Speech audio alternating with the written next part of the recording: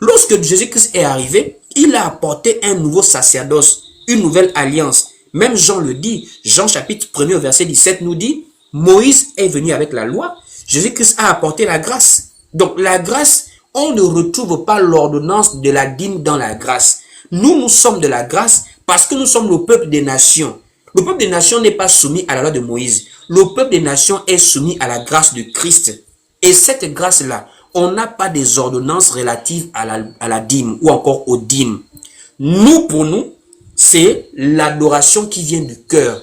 La première offrande que Dieu reçoit de nous dans l'église, c'est d'abord nous-mêmes. Romains chapitre 12, à partir du verset même premier, la parole dit que offrez vos corps comme un sacrifice agréable à Dieu. Donc on s'offre nous-mêmes d'abord. Et on donne maintenant selon la libéralité de notre cœur. Allons-y lire 2 Corinthiens, voilà, chapitre 9 au verset 7. 2 Corinthiens 9 au verset 7, je termine par là. 2 Corinthiens chapitre 9 verset 7, il est écrit ici. Que chacun donne comme il a résolu en son cœur, sans tristesse ni contrainte, car Dieu aime celui qui donne avec joie. Donc ça c'est pour les dîmes. Maintenant, je profite pour répondre à la question. Il n'y a pas de salaire dans la grâce.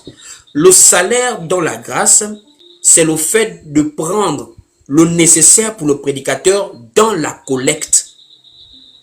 Parce que dans l'église, dans Actes, on voit qu'il mettait tout en commun. Et le tout en commun maintenant, il y a le prédicateur, il y a les veuves et les orphelins, il y a les nécessiteux, il y a les indigents dans l'église.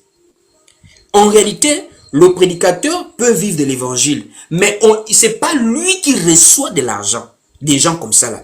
Il y a un groupe de diacres dans l'église qui reçoivent et qui font la comptabilité par rapport aux besoins des uns et des autres. Le prédicateur étant inclus. C'est en cela maintenant qu'il peut avoir droit à un salaire, ça veut dire à un revenu qui lui permet de travailler dans la mission.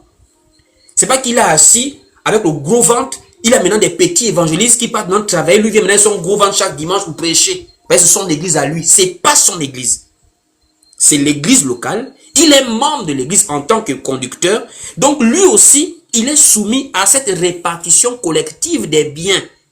Il est homme de Dieu, serviteur de Dieu. Bon, il est dans la mission, on peut le soutenir. Mais il n'est pas le seul.